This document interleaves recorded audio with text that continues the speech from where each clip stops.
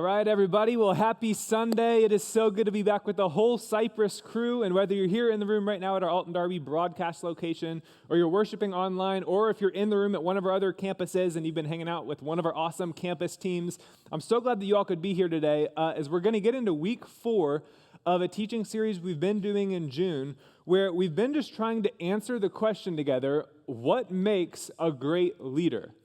What makes a great leader, whether it's in your workplace or your home, because there's so many different answers to that question out there. And we've looked at a few different things so far. We started by looking at what is the heart of a leader. Week 1, it was all about motives. That's really the starting point for this whole month we've been in. We've talked about the hands of a leader, how leaders actually accomplish great things. We've talked about the head of a leader last week. And this week, in week 4, it's another H word. We're going to be talking about the habits of a leader. What are the most important habits of a leader, and why are habits even important? And I want to start off by giving you a question to consider that will sort of set up the reason behind the teaching this weekend, all right? And the question, I'm just going to warn you off the bat, it's not the most pleasant question to consider, but I do think it's an important one. And here it is. It's, what do you want the featured headline of the eulogy at your funeral one day to be? I gave you a fair warning. But the reality is we're all going to die at some point. I mean, it's true for all of us unless Jesus comes back soon. But what do you actually want to be known for? Like, what do you want your legacy to one day be? If you're married, it probably has something to do with being a loving spouse. If you have kids, maybe it's a selfless parent where you're investing in your kids and helping them understand what matters most. Maybe it's a loyal friend. I highly doubt what came to your mind was the car you drive or the vacations you've gone on. Like, those things are fun, but the most important things in this life, they're just different. And so if we're going to backtrack then and think, okay, if that's one day what we do want to be known for, then what are the steps that we need to start doing? What are the habits we need to start building today to eventually get there? Because you don't just like hit the legacy lottery. You can't just do one thing one day and then earn that reputation. So we have to ask ourselves, what are the things that we can start doing today? We have to embrace habits as the tool for us to use to eventually become the people that we all want to be. And I want to show you one example in the Old Testament before we get into like the main part of this teaching. And it's a guy named Daniel. Daniel was a young man in the Old Testament. He worshiped the one true God, and he ended up moving away to a foreign country. And the king in that country eventually made a decree that said no matter who you worship, no matter what God you serve, everyone now needs to start worshiping me and is going to bow down to me as the king and the God here. Daniel, he has this type of faith where he knew that even anyone that didn't do what the king said was going to get thrown into a pit with lions. But Daniel had a faith. He said, it doesn't matter. I'm not going to waver. I'm going to continue to worship my God. And a question people ask is, how did he have that type of a faith? Where he's staring into the den of lions, he chooses not to bow down to the king, and he says, I'm going to continue to worship my God. The answer to how Daniel got that faith, it's halfway through the book of Daniel. It's Daniel chapter 6, where it says that now when Daniel learned that the decree had been published, he went home to his upstairs room where the windows opened toward Jerusalem, and 3 times a day he got down on his knees and prayed, giving thanks to his God, just as he had done before. So Daniel had built that habit into his life. That's how he had gotten his faith to that point. And overnight success stories are often misrepresented because you and we can't see what goes on behind the curtain of habit formation in other people's lives. And habits are how we actually get to that point one day. And your leadership influence and my leadership influence, it's ultimately going to be determined by the habits that we build into our life. Because that's what you and I do consistently, not occasionally. What we do consistently is what will end up setting the trajectory for our futures. And so what I want to do this weekend in week 4 is I just want to look at what are 3 of the most prevalent and important leadership habits that we see in the life of Jesus. What are they? What are the examples of how he used them? And then how can we implement them in all of our lives? And so if you're taking notes, this would be a great chance to go ahead and start. There's even more notes on the app if you want to download that. But we're going to start just by talking about habit number 1, which is that exceptional leaders, they continually model humility. The most exceptional leaders, they continually model humility to the point where it becomes part of who they are. There's an old tale about the most humble pastor ever. I don't know if anyone's heard it. I want to share it with you. It was a small town pastor way out in the country, and it was just a smaller church of probably about 75 or 100 people. And this pastor, he was the only pastor on staff, he poured everything into his church. It honestly wasn't the most healthy way to pastor a church, but I mean, every wedding, every funeral in the town, every graduation, he was there. If someone had something in the middle of the night, they would call him, he would show up, just continually investing in whatever these people needed. And so what his church did is they decided to throw him a little banquet, and it was a Saturday night before church the next day, and they all got together and they thanked him, and a few people gave different speeches, and at the end, they actually presented him with a badge that said, most humble pastor ever. And he was so grateful that they recognized that. But then the next Sunday, he actually showed up to church wearing that badge. And because he did that, the people had to take it away from him. All right, there was a little delayed response there. There has been every service. If you don't get it, just ask the person next to you. All right, they'll explain it to you later. But the principle is, as soon as you start to recognize humility, or think to yourself, you know what? I think I am pretty humble. I'm doing pretty good at this habit. That's probably the same moment that it starts to escape you. And humility, for whatever reason, in our culture, when some people think of humility, they mistakenly think that leaders must always exude confidence, that they must always be confident and strong, and that any way that you show humility is somehow connected to weakness. Now, the way the Bible explains this is that humility is not connected to weakness. Humility is actually connected to one of the most sought-after characteristics portrayed in the entire Bible. All right, it's in the Old Testament where a guy named Solomon, he wrote the book of Proverbs. He's thought to be one of the wisest people ever. And he explained in Proverbs 11, he said that pride leads to disgrace, but with humility comes wisdom. Now, when we hear the word wisdom, we think like head knowledge, like knowing the Bible. Wisdom, according to the Bible, it's more than just knowledge. Wisdom is your ability to apply knowledge to all situations in your life and live the joy-filled, God-honoring life that he put you on earth to live. Wisdom is huge, and the Bible teaches that these two things, they go hand in hand. Now, not only, though, does humility produce wisdom, but humility, it's attractive. Think about it in your life. Humility is so attractive. Think about the people that you actually want to spend time with this weekend. It's the people who life is not all about them, but they actually care about others and investing in other people. Think about the favorite bosses that you've ever worked for. It's not about them. It's about the teams that they lead. Think about the way that Jesus gained his influence and gained his platform. All right, I can almost guarantee you, and this is what's fascinating, is I think that as we get older, our criteria for relatability, it changes from being cool to being authentic. Meaning when you're like in grade school, you're constantly looking up to the middle schoolers and the high schoolers and the college students and thinking, they're so cool. Like, I want to be just like them. Well, as an adult, it's not so much cool. You just want people that are going to be real with you. You want people that are going to be authentic. And the way that Jesus gained his platform is he was authentic. He was humble.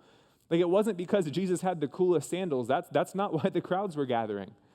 It wasn't because he had the custom-designed cloak that when he walked through, everyone's like, that man's cool.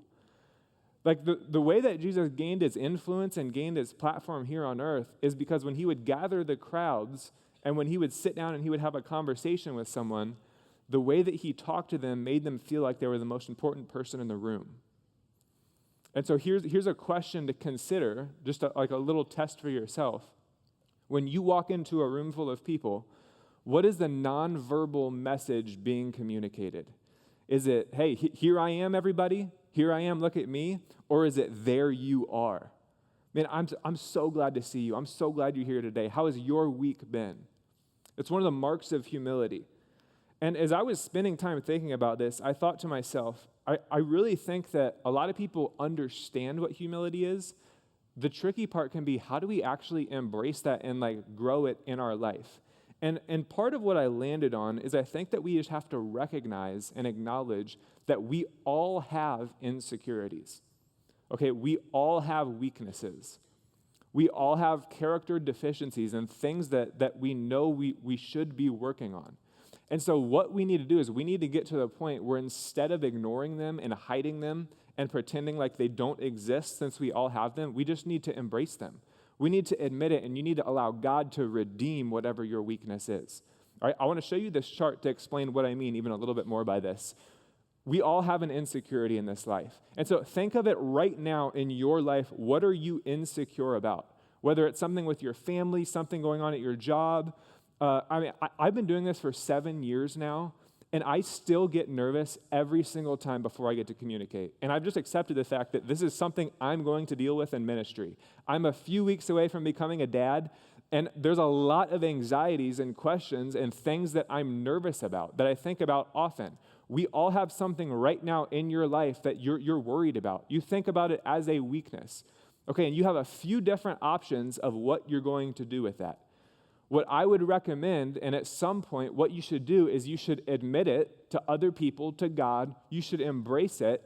You should give it to Him and allow God to redeem your weakness. And this is exactly what the Apostle Paul did in the New Testament. And it says in 2 Corinthians 12, it says that Paul had it's a thorn in his flesh. And the Bible doesn't go into great detail about what it was, but basically, Paul is saying, I have some sort of weakness. I have some sort of insecurity, some sort of fault. And Paul came to the realization, he said, it's not going away, so I'm going to give it to God. And by doing that, God's power was made perfect in my weakness. In other words, Paul said, by me giving this to you, I actually can understand on an even greater degree how great you are and how you're going to use me in my future in spite of my weakness. Now, that's good news for everybody today. And so you can either choose to do that, or if you don't, and you kind of keep that insecurity and weakness to yourself, I can almost guarantee you one of two things is eventually going to happen. And that's either going to turn into dejection one day. You're going to think to yourself, I stink. This is just who I am. And it's going to mess up your identity. Or you're going to overcompensate, and that insecurity is going to turn into pride. And this is just like an FYI for you. When you think of what pride is, or you think of arrogant people that we all know in our lives, they don't actually believe, most of them, that they're the best people on the planet. They just never dealt with whatever their insecurity was, and because of that, it's coming off in that way.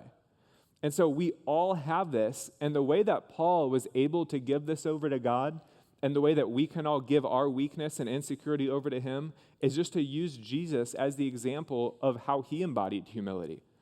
And it's in Philippians 2 where Paul explains what Jesus did. He said, in your relationships with one another, have the same mindset as Christ Jesus, who being in the very nature God, did not consider equality with God something to be used to His own advantage.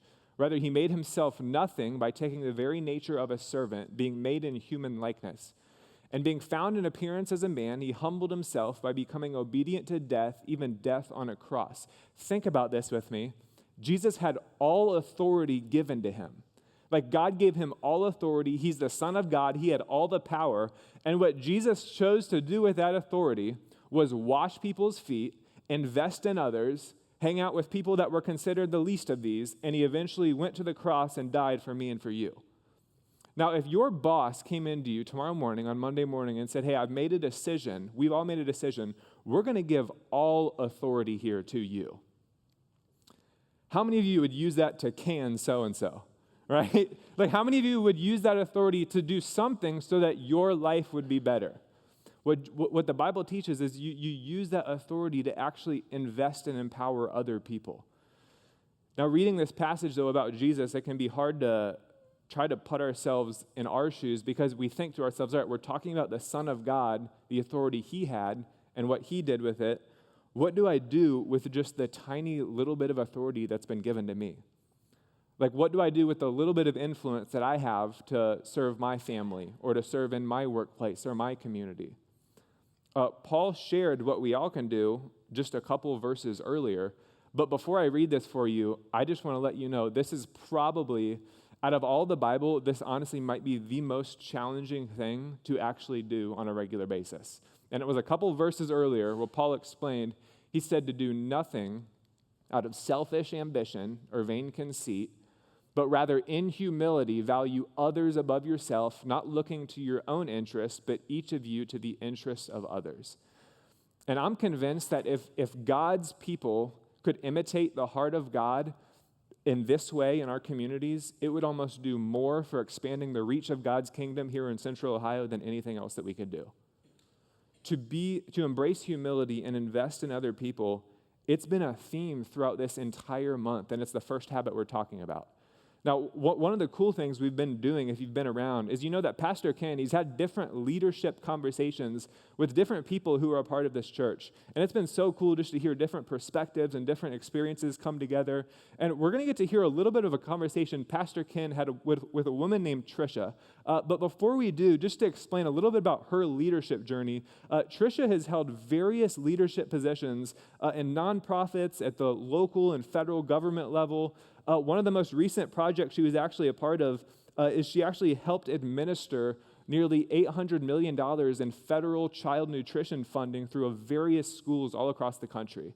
And Trisha and her husband, Matt, they're connected here at the Alton Darby campus. They're leaders not just in the home, or not just out of the home, but also in the home. They've raised 3 girls here to know, love, and serve Jesus. To hear a little bit about what Trisha has learned over her years as a leader, let's check this out together. Trisha, thank you so much for coming in. What have you learned about servant leadership as you've seen different examples play out in your own life and career? Some of the biggest things that servant leadership requires is empathy and trying to encourage and motivate others to do what needs to be done. And that requires a lot of collaboration. Lately I feel like that's a big buzzword. Everyone uses that. You have to collaborate and take experiences from a bunch of people, their expertise, their experiences, what they bring to the table in order to get where you're going. How have you taught your girls servant leadership? I think it's, what they say is to live by example, but we're all human. We don't all do that 100% all the time. We try and teach the girls that a personal relationship with Jesus is the way to do it. I feel really blessed that, the girls have found their way through this church, through organizations at school, through camps that they've been to try and mimic that. And leading by example, I believe, is part of that. When you observe genuine ego or genuine humility, how does that impact the rest of the team? Ego is always a red flag, right? It's selfish. It's not about me, it's about we. We say that a lot when we work on projects. I think with humility, it brings a selflessness, just the opposite of selfishness. It brings that humble place where you're supposed to live by example from. And that is much more approachable for people. In accomplishing the vision, it's so important to catch the value too, and make sure that what do you stand for? Mm-hmm. That's a huge thing for me that not always jives in the workplace, right? Mm-hmm. Sometimes you have to ask those questions of yourself as a leader and make sure that you're not just aligning with the company or organization's mission, but also does it fit what your values are and your personal vision. To do that with the love of Christ consistently, I think is what allows you to be the same person wherever you are.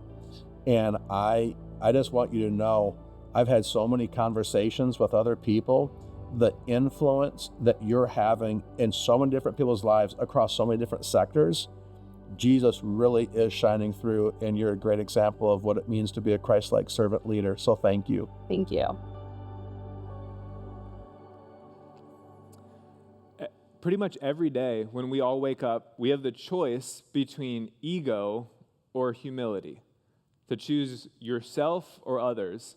And continually, the most exceptional leaders always model humility. All right, here's the second habit that I want to talk about together this weekend, and it's that exceptional leaders learn how to handle criticism. If you have influence over any other person in this life, which we all do, at some point, we have to learn how to handle criticism because it is coming our way. And so what have you done in the past when you have been working so hard on this project at work? You finish it, you feel good about your product, and then the next day you overhear a coworker talking about how terrible it is?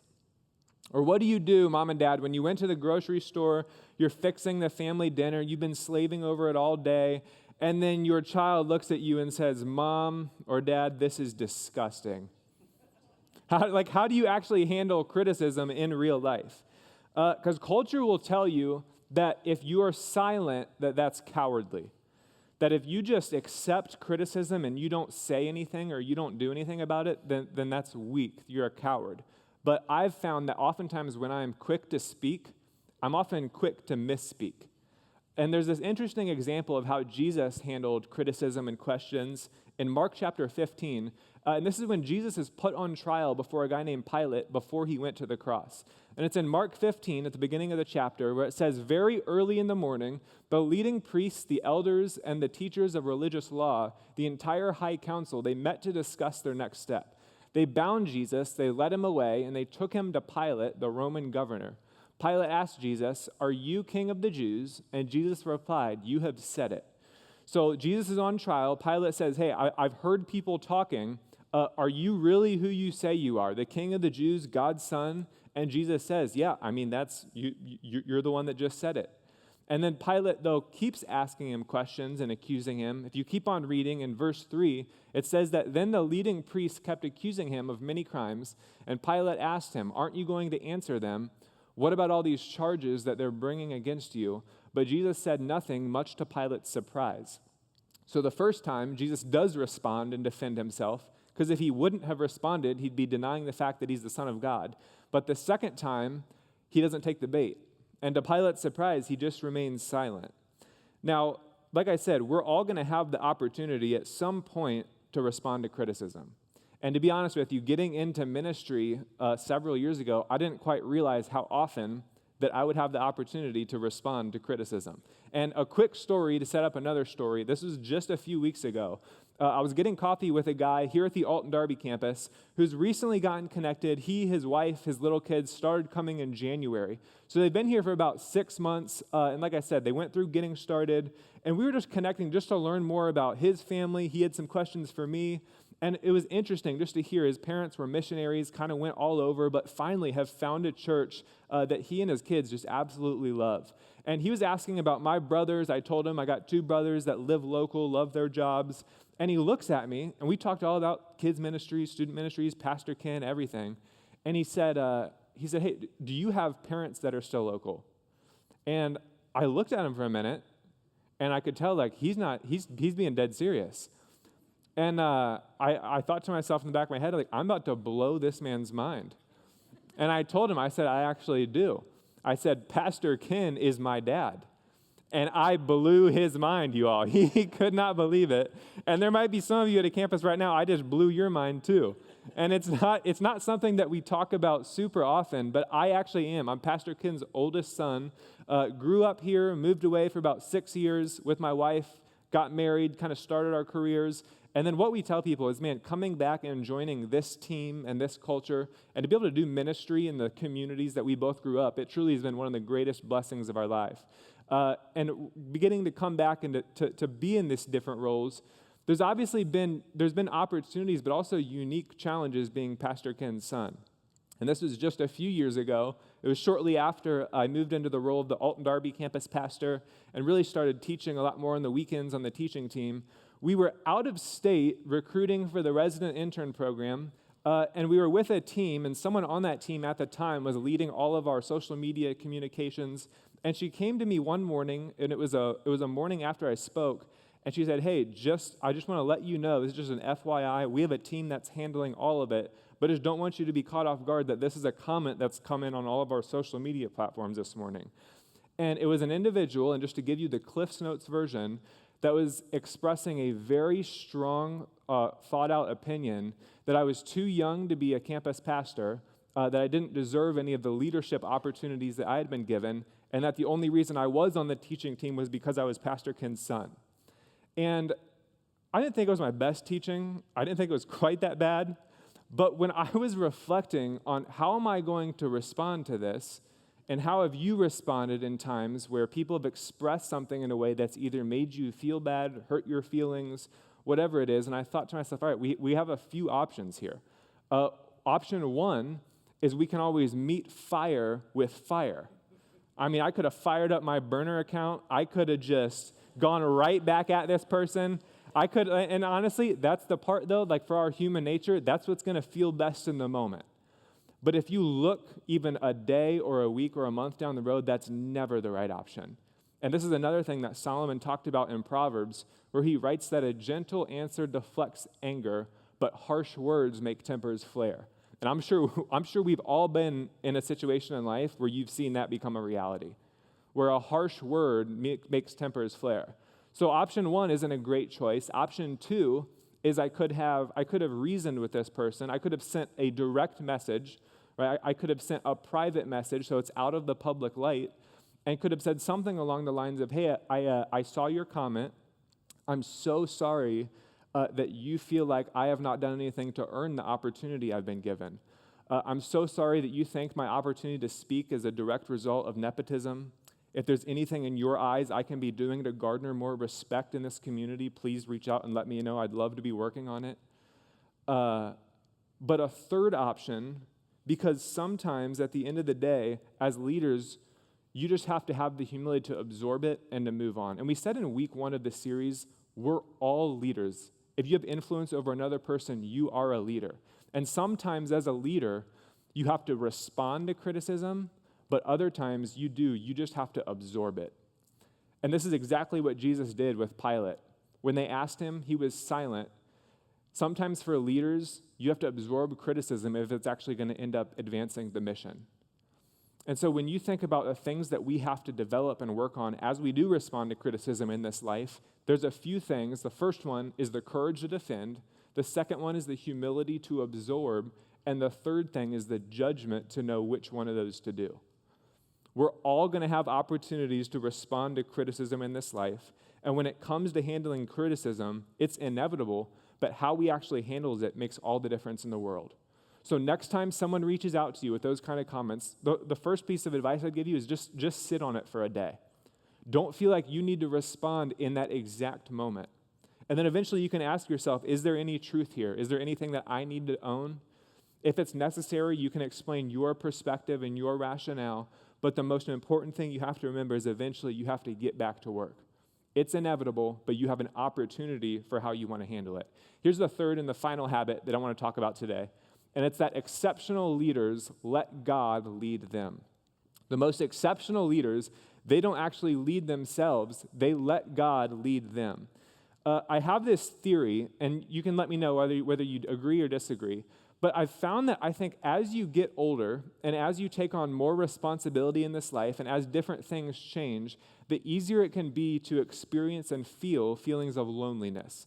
And there's actually been different studies that have been done that have explained that as you age and develop, your built-in sense of community kind of starts to disappear.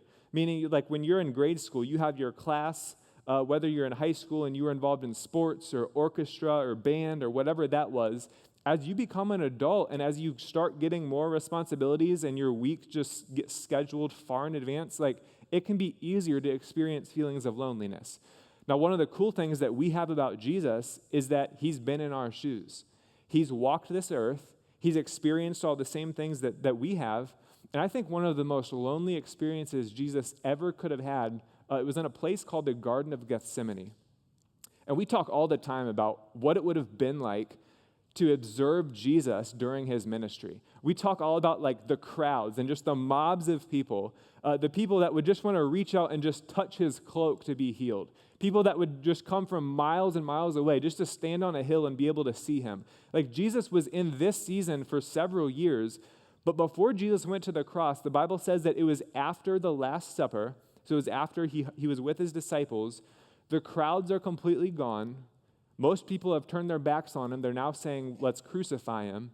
His disciples had fallen asleep on him one night, and so Jesus goes to this garden and he's praying all by himself. What Jesus did in this season of loneliness is he allowed loneliness to actually propel him into a deeper relationship with his Father. He allowed God to be the one to lead him.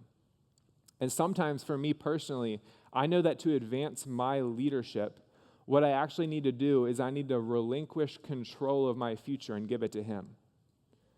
Because did you know that you can trust God with your soul, but you can still be holding on to your future with clenched fists? And oftentimes we have to come to the realization that we have to let God lead us. One of the most difficult seasons of my life was about halfway through college, and I've shared this before. I felt like, and it wasn't true, but I felt like everyone else had a clear direction and purpose for their life, and I had no idea what direction I was going to go or what I was going to do. I thought that responsibility to figure out what was all on me, but it wasn't. And I want to share with you this psalm that especially spoke to me several years ago. And I've got to believe that there's someone at our campus today, whether it's a job opportunity, whether it's whether to move or not, whatever it is, I just want to encourage you to maybe consider, maybe you don't have to be the person to actually lead your life. And it's Psalm 143 where David wrote, he said, "Teach me to do your will, for you are my God, and may your gracious spirit lead me forward on a firm footing." God, may your gracious spirit, God, lead every aspect of our lives and every area on a firm footing. You can actually take the pressure off of yourself. You don't actually have to be the one to determine the steps of your future. And we have to get into the habit of going back to the Bible for regular guidance in this area. And when I was reflecting on this verse this week, I started thinking to myself, man, what would it be like if the gracious Spirit of God truly led every aspect of my life? What would it be like if I allowed God's Spirit to be leading every conversation that I had every day? What would it be like if I allowed God to be leading every relationship that I have, every financial decision that I make, every time that I wake up and every time I go to sleep? What if I was asking God, I want you to be the one leading my thoughts today? And as I was reflecting on this, I kind of got discouraged because I thought to myself, I don't think I'm quite there yet. I've got to believe that this is an area a lot of us can continue to take steps in. And for this third and final habit of what it means to let God lead you, I came to this realization in light of this series that we're in together, and it's that before I can ever lead like Jesus, I must first learn how to be led by Jesus. And so here's what I want to do. I'm going to ask everyone at all of our campuses, if you just want to stand with me right now, I want to pray for you and pray for our church, but I want this final piece, I want it to be our prayer this weekend. That for some of you, maybe for the first time, you're actually going to hand Jesus the keys of your life. He's not just Lord of your heart, he's Lord of it all. And so let's pray together. Dear Heavenly Father, God, we thank you so much for the opportunity that we've had to look at these three different habits. God, they're so important, not only to our lives, but to our relationships, to all the things that you've given to us to steward. And I pray, God, for the person right now who's struggling with just truly allowing you to lead and direct. God, it can be so easy to trust you in different areas, but today we're giving you our all.